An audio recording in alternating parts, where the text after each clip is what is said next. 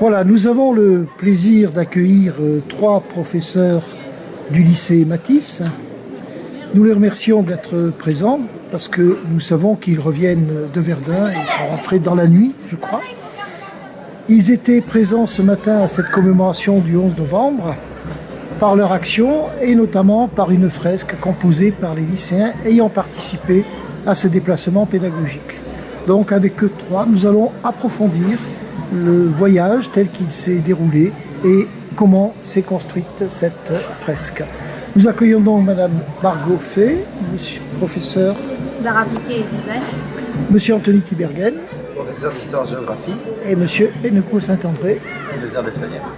Voilà, alors, première question, elle sera très concrète, elle concerne la préparation de ce déplacement pédagogique, car 5 semaines après la rentrée, près de 1200 km parcourus, tout ceci semble extrêmement exigeant et on peut supposer que tout ne s'est pas fait sans de précieux concours. Est-ce que vous pourriez évoquer comment s'est déroulée cette préparation et les concours qui vous ont été apportés? Alors, en tant que responsable pédagogique du voyage, c'est vrai que c'est à nous aujourd'hui, professeurs, d'organiser le tout. Je dois cette idée d'aller à Verdun, de notre ancienne CPE qui est partie à la retraite en juin dernier et qui disposait d'un numéro de téléphone d'un internat de lycée qui pouvait nous accueillir. Finalement, ce lycée ne pouvait plus, c'était déjà tout réservé, c'était notre lycée de Verdun qui nous a accueillis, le lycée Fraissinet. Je tiens d'ailleurs à préciser que l'ensemble du personnel de cet établissement s'est montré très hospitalier, très chaleureux avec nous et qui ont été vraiment présents d'un bout à l'autre de ce séjour. Ensuite, c'est vrai que les partenariats ont dû être présents puisque en fait ce voyage-là a ce site particulier qui est passé par le foyer socio-éducatif et non le lycée. Donc il a fallu que nous puissions compter sur des partenariats pour baisser le prix du voyage par rapport donc, aux familles. Et c'est la Légion d'honneur, la société des membres de la Légion d'honneur de Bernard Joudon qui a participé le plus pour ce voyage, mais aussi la mairie, le Crédit Mutuel et le foyer socio-éducatif du lycée qui a pris aussi en charge certaines dépenses. Donc effectivement c'était un voyage de 2000 km aller-retour, mais aussi de plus de 2000 heures de travail, je crois bien, réalisées avant, pendant et après par l'ensemble des professeurs. Alors une telle dépense, pour quels objectifs pédagogiques précis? Quel but vous étiez-vous fixé? Le but est simple, ici il s'agit d'illustrer le devoir de mémoire, c'est-à-dire comment on peut, 100 ans après Verdun, encore ressentir Verdun, comment on peut encore comprendre Verdun et surtout le transmettre à la jeune génération. Donc le but avant tout il est là, c'est-à-dire tisser un fil rouge et ce qu'on a fait quelque part avec la fresque, tisser une fresque comme une tapisserie de Bayeux aussi quelque part qui nous permettent de reprendre la Première Guerre mondiale et de la faire sentir aux jeunes, de les faire vibrer avec ça. Alors, on l'a bien perçu dans l'intervention d'une des lycéennes, cela a donné du concret au cours. Les 700 000 morts, il ne restait qu'un chiffre, a-t-elle dit, alors que là, l'ossuaire, les tombes, tout ceci a ancré dans leur mémoire, dans leur émotion, le poids de la guerre. Alors, ça a été dit pendant la commémoration, mais est-ce que vous pourriez approfondir un peu et dire votre ressenti pendant ce voyage? Comment ont réagi les élèves? Oui, effectivement, je crois que c'est la partie la plus importante de ce voyage, c'est-à-dire de voir la terre, de voir cette terre qui a été disputée pendant toute une année avec des centaines de milliers de morts, et que les élèves s'approprient cette leçon d'histoire, non plus donc comme des concepts abstraits, un chiffre, même s'il est effarant, 700 000 morts, mais qui voit les tombes, qui voit l'ossuaire, qui voit le monument avec les carnets, la reproduction de la vie dans les tranchées, la cuisine, toute la vie qui accompagnait le quotidien des poilus. Et je crois que ça, doublé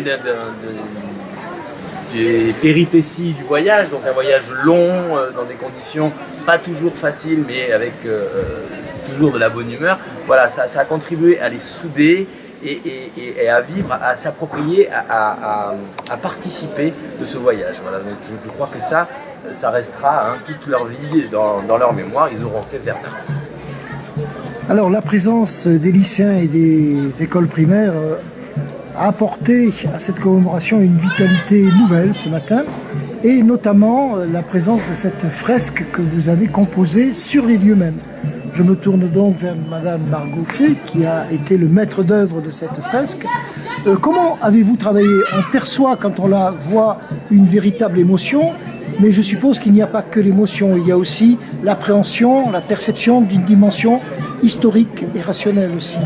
Oui, donc c'est une fresque qui a été réalisée avec les professeurs aussi d'histoire géo, puisqu'on voit dans son organisation que finalement elle a une visée chronologique, puisqu'on commence en 14 et on se termine en 18 avec au centre le médaillon central qui représente Verdun, et à chaque case finalement, puisqu'on a séparé le grand format de 6 mètres par 1,50 m, a été attribué à un thème.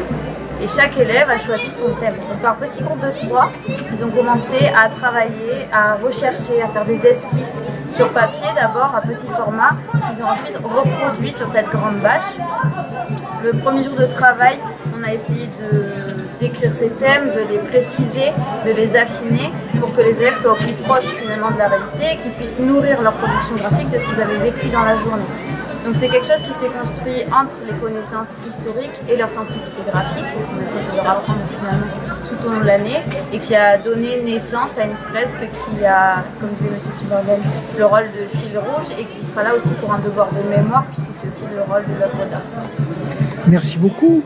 Monsieur Ducot, vous avez participé à la partie poétique, écriture poétique de cette fresque. Vous pourriez nous en dire quelques mots?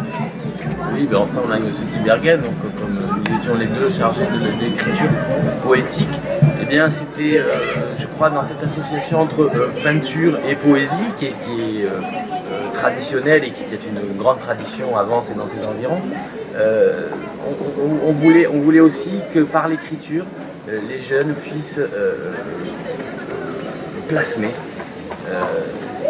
toutes ces émotions, et que donc, tout ce qu'ils avaient pu voir et découvrir soit filtré par l'émotion poétique, et ce sous différentes formes. Donc on leur a proposé des formes contemporaines en plus de la Première Guerre mondiale, comme le calabreski, comme l'écriture automatique, comme le calligramme aussi, voilà, en référence à Apollinaire, et ou bien de la poésie plus traditionnelle. Enfin voilà, l'idée, je crois, est pour rester dans la poésie, qui doit être vraiment une liberté de langage totale. Donc on les a encadrés, mais enfin, c'est vraiment d'eux que c'est né, et je crois que ça se sent dans certains textes. Il n'y a aucune ingérence de notre part. Alors on le perçoit très bien, il ne s'agit pas d'une fresque simplement illustrative, il s'agit véritablement d'une œuvre associant les arts plastiques, les arts graphiques, la poésie et l'histoire. Quel est le devenir de cette fresque? Est-ce qu'elle va circuler? Alors la fresque, pour le moment, elle sera visible à la Maison des associations de la ville d'Ansoise, donc, qui se trouve non loin du lycée, et qui est présentée au même titre que d'autres expositions dans le cadre de ces commémorations du 98e anniversaire donc, de l'armistice de novembre 18 et l'hommage pour les morts à la France. Et ensuite, à la fin de cette exposition, on récupérera la fresque au lycée. Le but aussi, et là c'est ça qui est important, c'est que le devoir de mémoire ne se termine jamais. Et je pense qu'avec la mairie, on est plus que des agents de l'État, on est des constructeurs de nations. Et donc cette fresque-là sera utilisée auprès des écoles avec lesquelles donc, nous avons des partenariats, toutes les écoles de Vence, et donc des élèves qui ont fait le voyage présenteront la fresque donc, aux élèves de primaire, et puis poseront toutes les questions que les chères têtes blondes pourront poser à partir de la Première Guerre mondiale.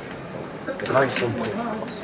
Eh bien, nous allons terminer tout simplement par un grand bravo à vos élèves et à vous, animateurs, professeurs qui avez conduit cette action-là. Merci beaucoup pour ce que vous avez apporté et à la commémoration et ce que vous allez apporter à la ville. Et bonne continuation dans ce type de travail-là. Merci beaucoup. Merci.